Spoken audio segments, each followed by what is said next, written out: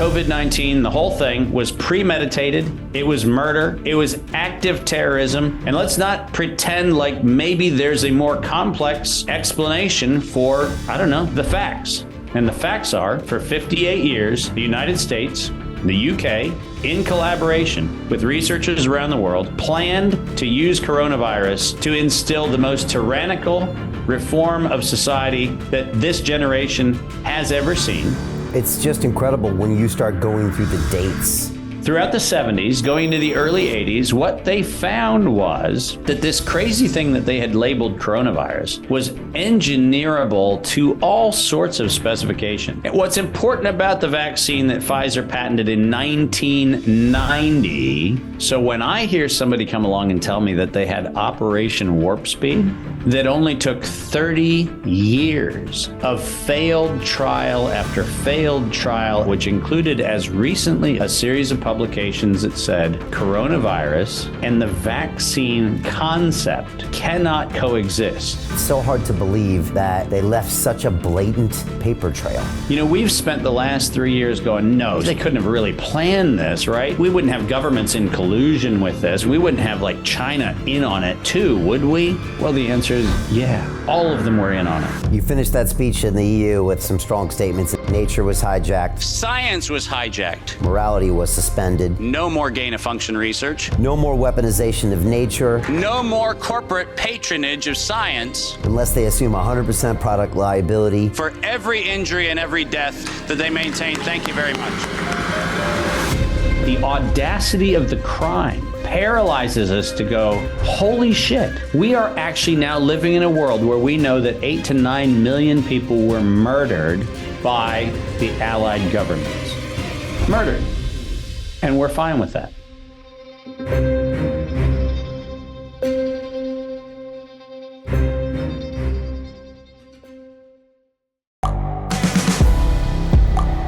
The world is changing. Inspiration is everywhere. It has never been so easy to connect, share, and bring people together. We're learning from others and finding the best in ourselves. Challenging our beliefs, sharing our vulnerability, overcoming our fears, transforming ourselves so we can transform the world. How far can we go? This is London Real. I am Brian Rose. My guest today is...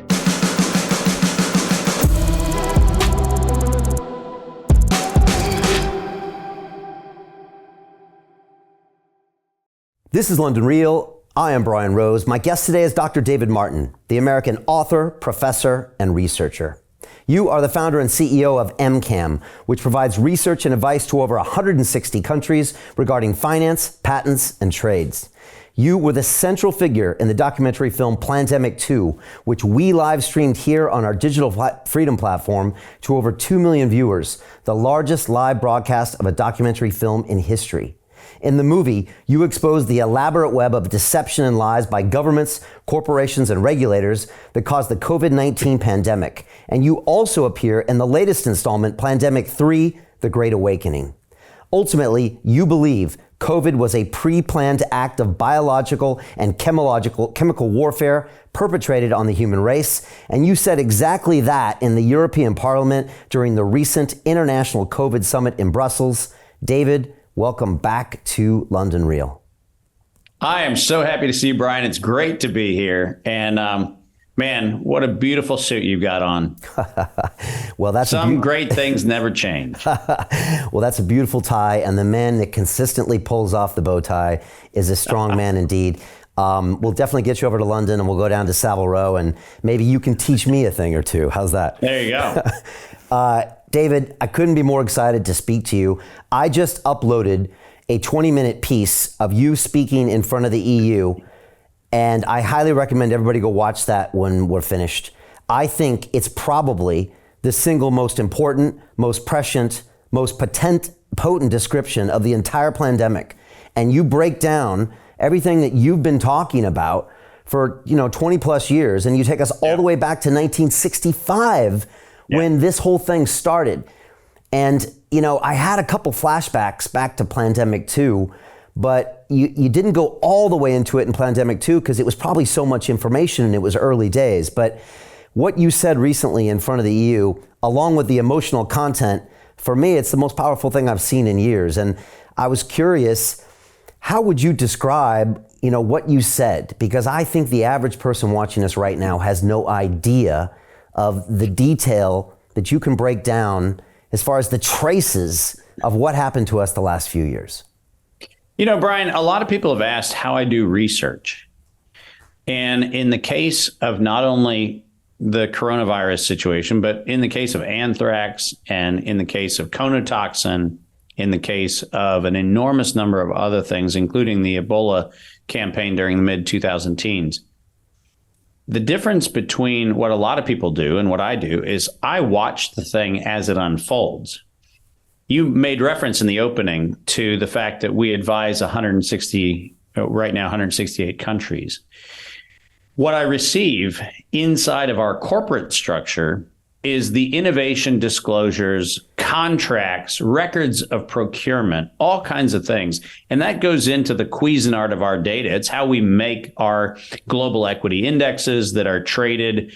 It's how we do our business. And so we don't look for things. We actually have a system that flags things.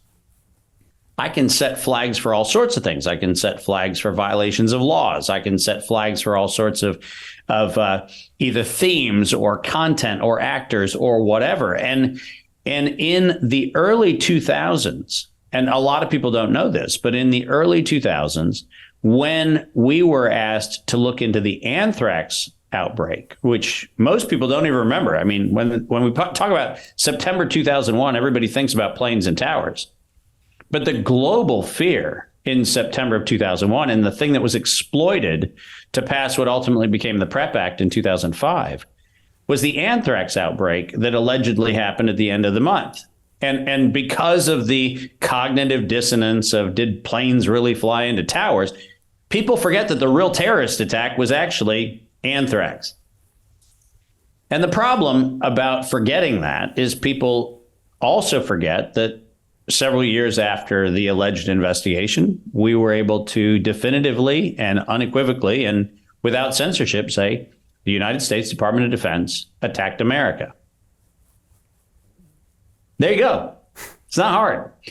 And the problem, right, is by the time that statement was made, kind of like UFOs are real, gender isn't real, all of the crazy other things that people say, the problem is by the time you get to the conversation where people admit, oh my gosh, the U.S. really did anthrax to itself, people have forgotten the story. And so in many respects, COVID is amnesia 2.0. That's how we should describe it, because this was another U.S. did it to itself, right? And the Wall Street Journal just this past week, and this part cracked me up, through this amazing FOIA request, which allegedly was something they fought long and hard for. You know what they found? What you and I talked about nearly 3 years ago. But if you're looking for the whodunit as a forensic investigator versus you're observing the crime as it unfolds, you have two very different perspectives. And what I really did at the EU Parliament is said, hey, slow the tape down. Let's get all the facts on the table.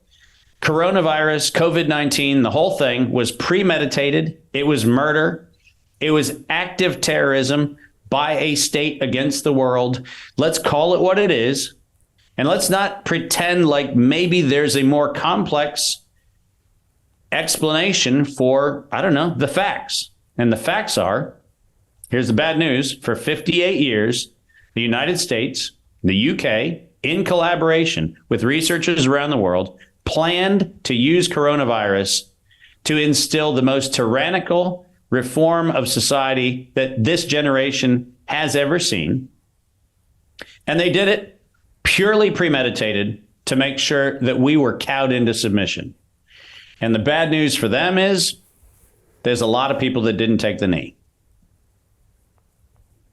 It's just incredible when you start going through the dates, and maybe just take us back to some of these dates, 1965, 1967, 1990, where these events, and when you do it, it's like watching a train wreck in slow motion. And again, the beautiful thing about your work in Plandemic 2 is that there was no emotion, there was no opinion, it was all facts. It was published documents where you can literally show, and as you walk us right up to '02 and right us up to 2020, you literally have specific mentions about exactly what's going to happen that document what you just said. Because a lot of people will hear what you just said and be like, okay, here's another one who's making these claims. But you can document every single thing you're saying. Well, and not only can I, in the EU Parliament speech, I actually put every single reference in. There's not a single thing I said that's not referenced with the source document behind it. So you can read it, do it yourself. Go read it, read the document, draw a different conclusion.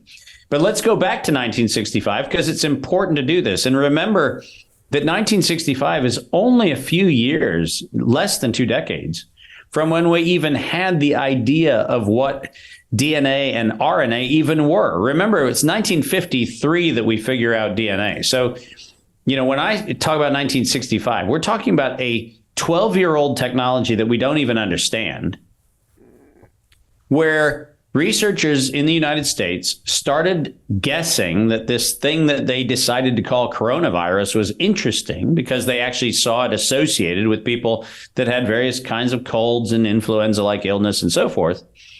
And they also found out that you could play around with it and get it to change its targets really quickly, which is a really interesting kind of, is that a good thing to know? Is that a bad thing to know? It sounds like gain of function research. But what happened between 1965 and 1967 was a violation of, at that time in the UK, Nuremberg standards, and in the United States, a violation of our biological and chemical weapons laws dictated in Section 18 of the U.S. Code. What specifically we did was we took what was allegedly pathogen samples from the United States, and in 1967 and in 1968, we infected Britons who were healthy. Just let that chill just for a minute, like a rosé on a hot summer afternoon, right? That's a, oh my God, what did you just say? I said it. We broke the law. We knew that we had something that made people sick. We shipped it from the United States to the United Kingdom, and the United Kingdom infected British citizens with a U.S. pathogen, allegedly to see if we could do it. Now, by the way, in 1967 and 1968, nobody in Great Britain was sitting there going, I wonder if we've got a treatment for it. They were first trying to see if they could infect people with the thing, right? That's kind of an important point to make, because the waiver of biological and chemical weapons laws in the United States and the waiver of the Nuremberg standards in the UK are based on whether you're doing research for the purpose of benefiting therapies, not seeing if you can infect people. And this is one of those little nuances that if anybody bothered to read the law, they'd go, oh my God, what he's saying is actually true. We can research for the purpose of treatment, but we cannot research for the purpose of going, what if we can take a biologic sample from the United States and make people in the UK sick?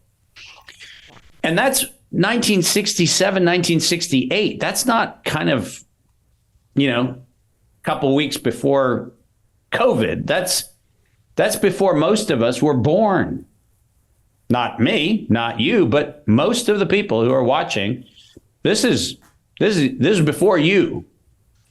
And what's important about that is if you go back and you look at the research, and this was primarily the United States and the UK, primarily, throughout the 70s, going into the early 80s, what they found was that this crazy thing that they had labeled coronavirus was engineerable to all sorts of specifications. You could make people sick. You could target different tissue.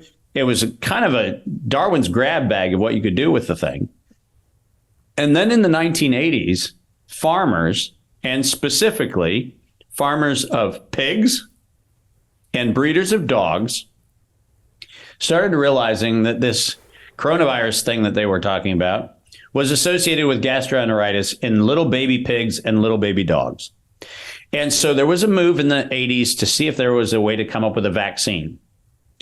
And in 1990, a company that none of us have ever heard of, might start with a P, might be followed by another consonant, but a company that allegedly was, a master of no expertise at all in coronavirus, decided to patent a vaccine. And what's important about the vaccine that Pfizer patented in 1990 was it was RNA for the spike protein. So when I hear somebody come along and tell me that they had Operation Warp Speed, this rapid discovery of the way we're going to inject people in 2020, I sit back and go, warp speed. That only took 30 years of failed trial after failed trial after failed trial, which included as recently as 2018, a series of publications that said coronavirus and the vaccine concept cannot coexist. And they cannot coexist because the coronavirus model had been so manipulated, so contorted, so subject to gain-of-function research that you could never get a vaccine to immunize a population against infection with this thing. It would have never been possible. And by the way, for everybody who does the follow the science mantra, the science unambiguously says in thousands of publications, proceedings, and patents, vaccines do not work on coronavirus. That is the science. And by the way, nothing about COVID-19 has changed the science, because we now know that every injection that was ever given to anybody failed to stop infection or transmission at all. So my little observation about the 30-year scientific history is unfortunately backed up by the fact that even this go round, we haven't been able to immunize the population against anything. And so, Brian, the point of all of this legacy is that it was 30 years and it was Pfizer. It wasn't another company. It wasn't GlaxoSmithKline. It wasn't Sanofi Aventis. It wasn't those. It was Pfizer who had a mandate from what became World Health Organization, Bill and Melinda Gates Foundation, Gavi, the NIAID, all of the DARPA funding. Pfizer was the lead horse in the race because they, in fact, owned the race. So is it a surprise that Pfizer is allegedly a dark horse in 2020 that comes out with this instantaneous ability to respond to something that they had 30 years of failed trials to produce and never once succeeded? These are things where, unfortunately, the evidence is self-evident. It's just mind-blowing, these facts. But it gets even better with your narrative. Walk me through, say, another 10 years, especially as we get up to 2002 and some of the stuff going on in Chapel Hill, because this story gets even more interesting. It's kind of like the Bible. It gets even more interesting. Yeah, well, so 1990, we find out that dogs and pigs still get sick. And in fact, when you inject them with the Pfizer vaccine, they die. So there's that problem. And it's really unfortunate, by the way, if a side effect of a thing that's supposed to make you healthy is death, it does feel a little awkward to try to pitch it as a solution. And not surprisingly, Anthony Fauci, because by this time, you'll recall, in the 1980s, he got the National Vaccine Injury, the National Childhood Vaccine Injury Act passed 1986 with President Reagan. And if we go back and look at what his dream was, in fact, he stated it, he misspoke on camera. He said invariably within his career, he meant inevitably, but invariably within his career, he was going to produce a universal vaccine. He was going to try to use HIV scare back in the 1980s to be the animating impulse to get the public to fall for a universal vaccine. And he thought, and researchers at the University of North Carolina, Chapel Hill verified, that you could take the coronavirus model and use it as a vaccine vector. Now, let me unpack what that means, because a lot of people don't know what that term means. Because of the nature of the product that we call the coronavirus, and I'm not going to get into is there or isn't there. What I'm saying is the object identified as coronavirus has a series of proteins on the outside of it, which actually connect with the cell. And that instructs the cell to allow the contents of that thing to actually get into the cell. Now, what makes that particularly interesting is that because it can be so precisely engineered, if you were going to deliver another agent, whether that other agent was a vaccine, whether that other agent was a therapeutic, if you were going to deliver another agent using this particle, the coronavirus model, as a way to deliver a thing was actually a plausible idea. So plausible that Anthony Fauci in the early 1990s figured out that he was going to use the coronavirus model as a vaccine for HIV. So in other words, you're going to take the coronavirus, put HIV in it, and that was going to be the vaccine. So that's a pretty dark thing I just said. I said it in a fairly light way, but it's a pretty terrifying thing when you hear what I just said. He was going to use coronavirus as the delivery agent for HIV. But there was a tiny problem. GlaxoSmithKline and others had this drug called AZT, which was being used to allegedly treat and really kill AIDS patients. And AZT had 7 years of patent life left on it. So what Anthony Fauci did was he actually decided to let the whole HIV vaccine thing go on ice for a little while the 7-year remaining patent life of AZT and the extortionary pricing that came with that patent came at the expense of the lives of AIDS patients. And what they did was from the late 1980s, technically, up until nearly 2000, right, 1999, they allowed AZT to run out its patent, extorting healthcare across the world, billions of dollars to kill AIDS patients. And then they decided to pick up the injection program at UNC Chapel Hill in 1999. And they funded a guy named Ralph Barrett and his collaborators at UNC Chapel Hill. And between 1999 and 2002, they developed what they called an infectious replication defective clone of coronavirus. Now, if you listen to what I said about the vaccine vector, now it makes sense, right? Why do you want an infectious replication defective? Well, infectious means you want the thing to make the cell sick and you want to introduce it, but you don't want it to then propagate like the other viral models do, which says that once inside your cell, you make more of them and then they go out and they infect other people. So this idea was to build a bullet that carried a bullet inside of it. Think about it as a bunker busting round in the military. You have a pre-charge that blasts the thing open, and then you have a secondary charge that does the lethal work, right? Same thing, just on a very small scale. So this was a bunker buster. Coronavirus was going to be the bullet that pierced the cell wall to drop the other toxin in. And in 2002, the University of North Carolina Chapel Hill patented the infectious replication defective clone of coronavirus and succeeded in making it target heart and lung tissue. Now, just let that chill for a moment again, right? Remember, we're talking about researchers that said, it's making dogs and pigs sick. Let's see if we can take that same thing and see if we can target the heart. Let's see if we can target the lungs.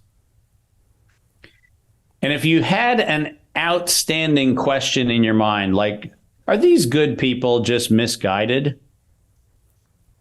Listen to this sentence one more time. Target the heart. Target the lungs. Does that sound like the place where you'd set an immunologic target? Does it sound like you'd want to go ahead and make sure that vascular tissue and respiratory tissue are your primary target? I don't know about you, Brian, but the beating of my heart and the breathing of my lungs is something that I kind of want to leave pretty unmessed with. But that's not what they did. They actually targeted the heart and the lungs, and they filed the patent on it in 2002. And what makes that particularly important is we did not have SARS 1.0. Forget 2.0. We did not have the SARS outbreak in 2003 until we had already built the bullet and started shooting it. We never had SARS. There was no such thing as COVID-1 or COVID-2. We never had those things. We had a weapon that was dispensed in a population.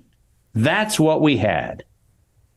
And by 2003, when the world was allegedly going to fall into the throes of all the pharmaceutical companies that were going to come up with vaccines, which, by the way, 2003, this is important. And every fact checker has tried to disprove this. And unfortunately, the facts are as they have been stated. In April of 2003, the CDC filed a patent on what they called SARS coronavirus isolated from humans. It took them 4 years to get that patent issued. It took them bribing the patent office to get it issued after the patent examiners twice rejected it as an illegal patent. All of the things I said in Plandemic 2, all of the things that are absolutely documented, and all of the things that fact checkers, which, by the way, is the only fact they checked out of Plandemic 2, got wrong. Because the facts are, if you go to the United States Patent Office record right now, you can see that everything I said is absolutely true, and the original documents are absolutely there, as we put in the movie. But here's the point. 2 days after the CDC filed their patent, not got it, filed it. 2 days later, a company called Sequoia Pharmaceuticals, company that none of us have ever heard of, nobody saw the funding for it, nobody's seen anything about it.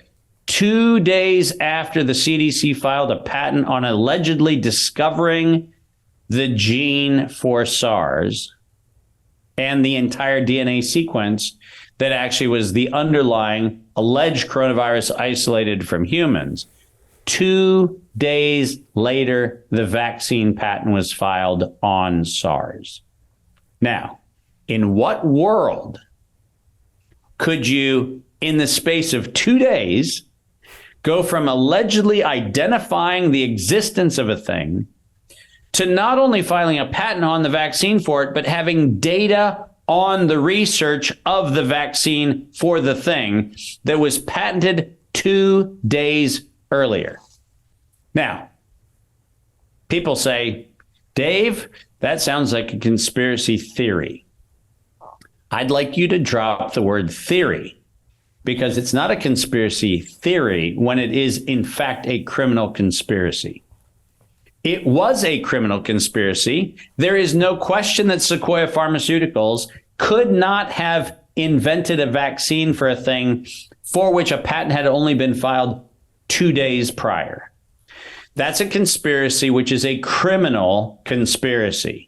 And that involves the CDC participating in a racketeering and domestic terrorism and global terrorism exercise to release a known toxin into a population to justify the acceptance of a vaccine.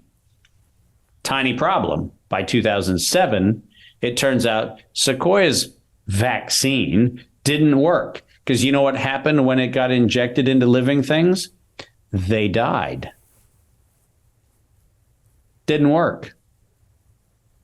But what's fascinating about this whole story is then you actually recognize that in 2005, and this is probably the crowning achievement of the EU speech, which also fact checkers on YouTube have decided to tell me and tell everybody in the world can't be true.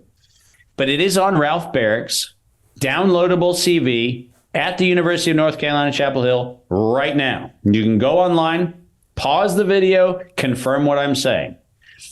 In 2005, Ralph Barrick made a presentation sponsored by DARPA and the MITRE Corporation, M-I-T-R-E, the MITRE Corporation. And in that presentation, his title of his presentation was Biohacking a Coronavirus as an Enabling Technology for Biowarfare. Now, I've been told that I'm misunderstanding, that he was really talking about coming up with treatments for a thing. Brian, I don't know for you. I don't know if the average UK listener or viewer has a hard time understanding the English language, but let me unpack something. If it was treatments for coronavirus, I wouldn't have an argument.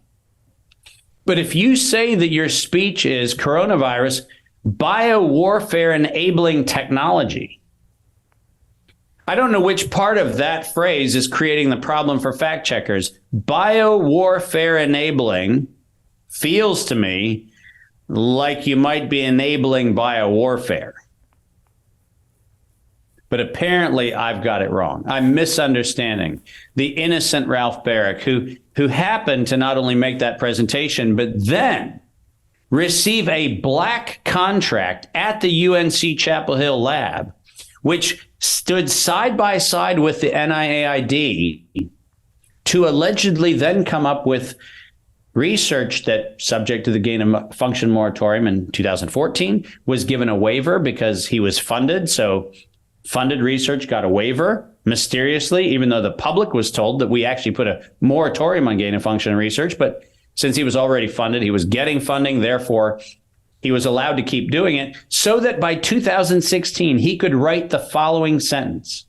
The Wuhan Institute of Virology virus 1 spike protein is poised for human emergence. Let's just dial back to, I don't know, December of 2019, when allegedly we were supposed to believe that some poor schlep in a wet market in Wuhan bought a dog or a civet or a pangolin or a bat or whatever the heck they bought, and they took it home and they cooked it up and became patient number one. Well, isn't it fascinating that in 2016,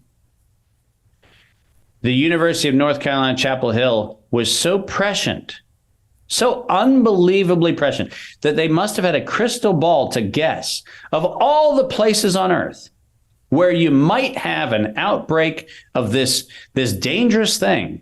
Isn't it fascinating that they published and then went on, several of the colleagues patented the spike protein poised for human emergence in 2016? And is there any chance that when Anthony Fauci in 2017 said to President Trump, you will have a pandemic on your watch, is there any chance that he might have known you were going to have a pandemic on your watch?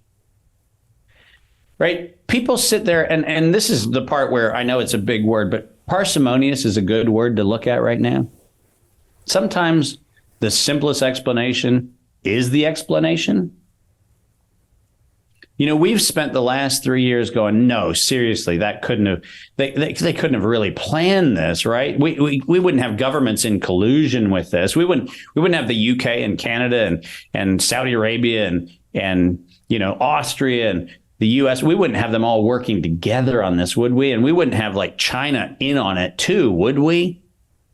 Well, the answer is yeah. All of them were in on it. And every single document proves that this is not an oops, something escaped a lab. Never was and never will be.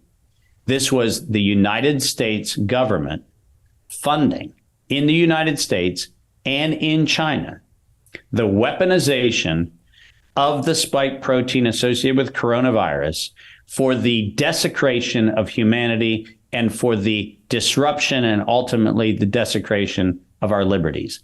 That's what it was, period. It's just so hard to believe. And it's so hard to believe that they left such a blatant paper trail. I mean, you're literally quoting these specific words, intentional release, and it's there in paper. I mean, the mafia covered up better than this. I mean, most criminals cover up much better than this, probably because they worry about being prosecuted. I mean, do you ever think about this? I think this is poor. Yeah, and I think, Brian, you're spot on to something. And I want to remind everybody that Plato figured this out a long time ago. He said that there is a time in civilization. He used the term temple robbers and grave robbers and other things. We don't have temple robbers anymore. We have tyrants that are called presidents and prime ministers. But it's the same thing.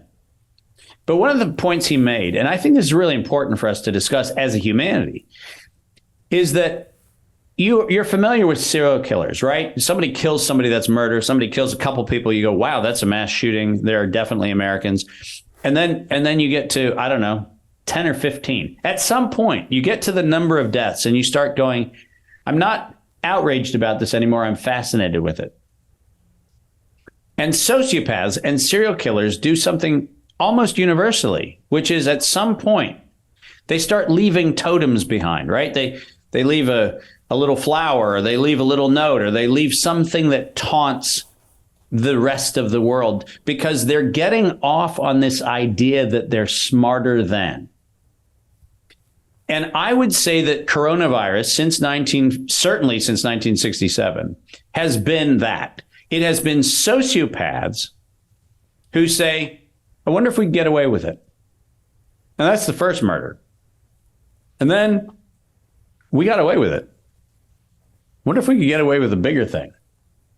Wonder if we could, I don't know, make a thing that made people in Asia sick in 2002 going into 2003. I wonder if we could get people to fall for this idea of allegedly a universal vaccine. I wonder if we could do that. I wonder when we wrote the decade of vaccines in 2010 as the World Health Organization and the Bill and Melinda Gates Foundation, Dr. Chris Elias and Anthony Fauci and Dr. Gao at the CDC, a part of the World Health Organization. I wonder if we said that by September 2020, the world would have a universal vaccine in 2010. And then when we recited that to get the world to accept a universal vaccine, the same authors in September of 2019 said that to create the sense of urgency, we would have an accidental or an intentional release of a respiratory pathogen. I wonder if the same authors writing the same mandate, published by the same organization across a decade, I wonder if they could possibly be serious when they say, we will conduct a global experiment with the accidental or intentional release of a respiratory pathogen. And by the way, the image that they have on the page of that is a coronavirus picture. I wonder if that might be the explanation for why COVID-19 happened. And I've been told that I'm reading into something. I'm not reading into anything. I'm reading the thing. I'm reading exactly what they said. And there is a problem when you hear the word accidental or intentional release. And the problem is the word release. That means somebody somewhere planned to distribute the thing. That's what the word release means. They did not say accidental leak. They didn't say a terrorist bad actor did biological warfare. They said an accidental or intentional release. Their words, not mine. And this is where you're exactly right. The audacity of the crime paralyzes us to go, holy shit. We are actually now living in a world where we know that 8 to 9 million people were murdered by the allied governments. Murdered. And we're fine with that. One day there'll be a Netflix series. There'll be this guy in a bow tie doing an investigation, and people go, I wonder if that was inspired by Dave Martin. Listen, the whole thing is so egregious that we are paralyzed as a civilization to consider that that is what our governments have become. But the newsflash is, I have actually recited their words, not my opinion. But besides the power motive, there's also that financial motive. And you said something in that EU speech that was something you also emphasized, in the fact that they were saying that in order to get I think it was the investors' attention, You would have to get the media to propagate this to get the public to ultimately uptake the vaccine. I might be paraphrasing, but you know, I'm morally obligated to quote Peter Daszak when people ask me this question, because if you're going to listen to the admission of the crime, it's best to get it straight from the criminal. And in late 2014, published in February of 2015, for all the fact checkers who want to fact check the statement, Peter Daszak at the National Academy of Sciences made the following statement, and I am reading it directly from his paper. Until an infectious disease crisis is very real, present, and at an emergency threshold, it is often largely ignored. To sustain the funding base beyond the crisis, we need to increase the public's understanding for the need for medical countermeasures such as a pan-coronavirus vaccine. A key driver is the media, and the economics will follow the hype. We need to use that hype to our advantage to get to the real issues. Investors will respond if they see profit at the end of the process. By the way, that is evidence in any crown court in the world. That is premeditated murder. That is premeditated international terrorism. And it is financial racketeering in every civilized country on earth. And to date, there is not a single prosecutor who has used the admission of the crime to prosecute the crime. Nowhere. Not in Australia, not in Canada, not in the UK, nowhere in the EU. No one has used the admission of the criminal as the basis for criminal prosecution.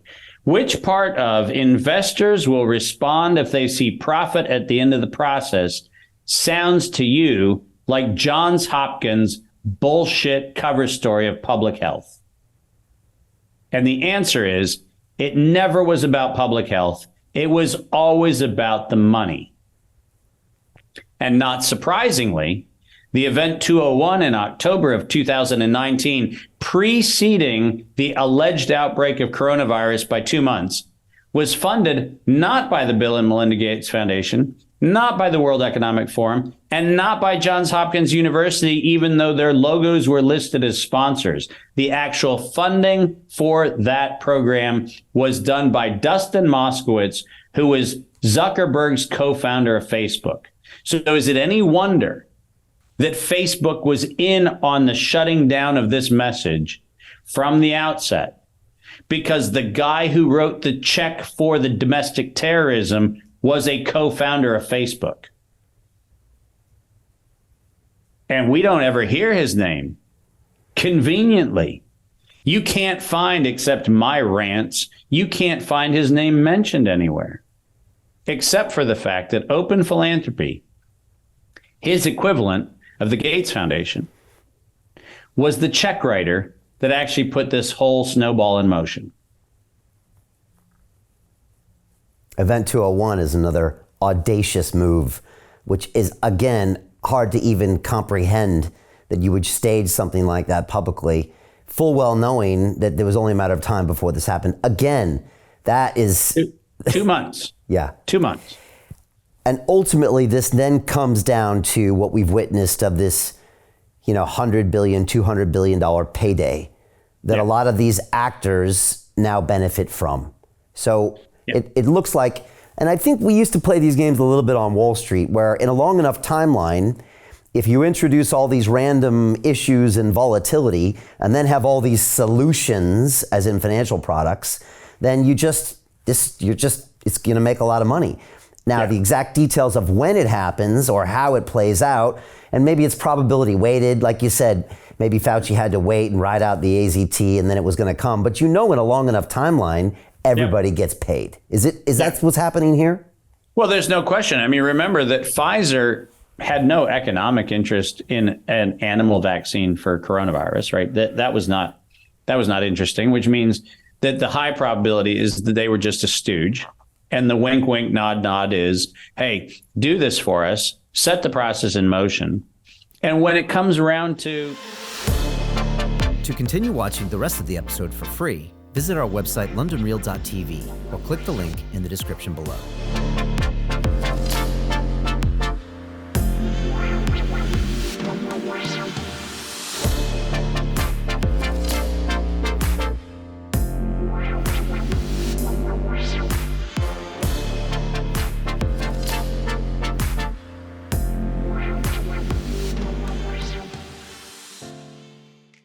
So Jim Rickards has just recorded a video that's not available to anyone in the public, and he's going to be talking about how this upcoming recession is going to be fast, it's going to be bloody, it's going to be nasty. But at the same time, he's going to show you how you can position yourself to profit from all of this chaos.